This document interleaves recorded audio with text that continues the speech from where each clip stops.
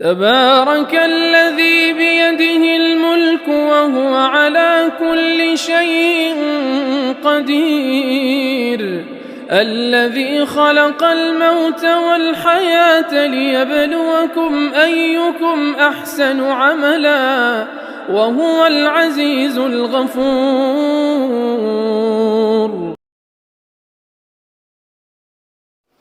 میں بہت شکر گزار ہوں برادر مکرم لائق احترام حضرت مولانا محمد سفیان صاحب دامت برکاتہم کا،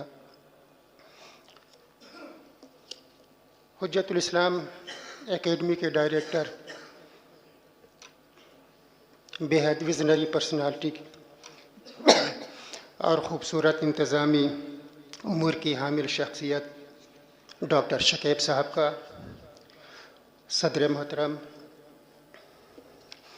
حضرت مولانا احمد خضر شیخ الحدیث دارالعلوم وقف دیوبند کا، عنوان ہے محدث جلیل علامہ محمد انور شاہ کشمیری کی اردو شاعری۔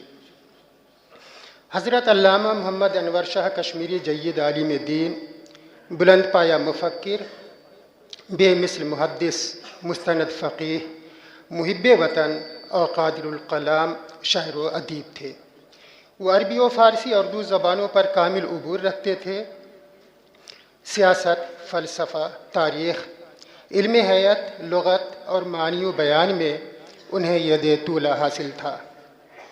وہ معاصرین میں اپنی جدت فکر، وسعت مطالعہ، کثرت معلومات اور فہم ذکاوت کی بنا پر ممتاز حیثیت کے حامل تھے۔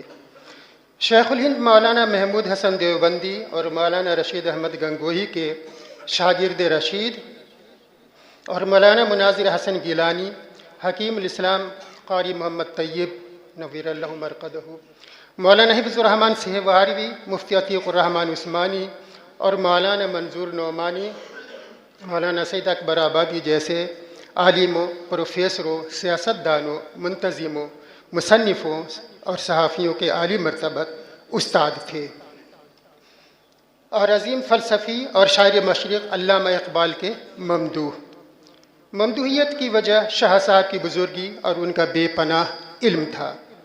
ظاہر ہے ایسی ہمہ جہت شخصیتوں کی حامل پرسنالٹی کی محض اوصاف شماری ہی کی جائے تو بھی کئی دفتر ناکافی ہوں گے، سو فی الوقت گفتگو کا دائرہ علامہ محمد انور شاہ کشمیری کی اردو شاعری کے ذکر تک محدود ہوگا۔ بعض تحقیقی مقالات سے اندازہ ہوتا ہے کہ علامہ کشمیری نے عربی، فارسی اور اردو زبانوں میں تقریباً 15,000 سے زائد اشعار کہے ہیں، جن میں سے بہت سا کلام ضائع ہو گیا۔ ان کے عربی اشعار کی تعداد 1155 ہے، جو 12 نظموں، 12 قصائد، 3 نعت، 2 مرثیے اور قطعات پر مشتمل ہیں۔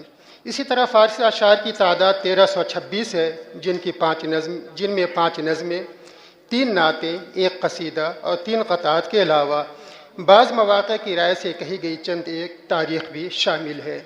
البتہ ان کے اردو اشعار بہت ہی کم تعداد میں دستیاب ہیں۔ اول تو انہوں نے اس زبان میں طبع آزمائی کام کی، اور غالباً انہیں محفوظ رکھنے میں خود شاہ صاحب اور ان کے شاگردوں نے بھی دوسری زبانوں کے مقابلے میں کل دلچسپی لی۔ بہت شکریہ۔